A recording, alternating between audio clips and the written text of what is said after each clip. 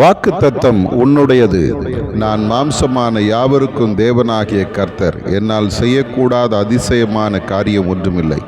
அன்பு பிள்ளையே, நான் இவ்வுலகத்தை படைத்ததிலிருந்து இன்று வரை ஒவ்வொரு சூழ்நிலையிலும் அற்புதங்களையும் அதிசயங்களையும் செய்கிறவராக இருக்கிறேன்.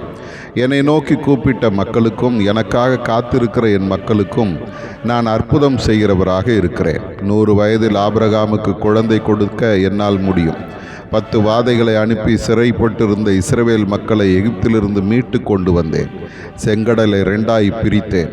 வனாந்தரத்தில் ஆகாரம் கொடுத்தேன். கற்பாறையிலிருந்து தண்ணீர் புறப்பட பண்ணி என் ஜனத்தின் தாகத்தை தீர்த்தேன். அந்த வல்லமையோடு நான் இன்றும் உன்னோடு இருக்கிறேன். உன் சூழ்நிலை எப்படி இருந்தாலும் உன்னால் முடியாமல் போகலாம், ஆனால் நான் உனக்கு தேவையான நன்மைகளை செய்ய வல்லவராக இருக்கிறேன். இன்று உன் சூழ்நிலைகளை என் கரத்தில் ஒப்பு கொடுத்து எனக்காக காத்திரு. நான் உனக்கு அதிசயங்களை செய்வேன்.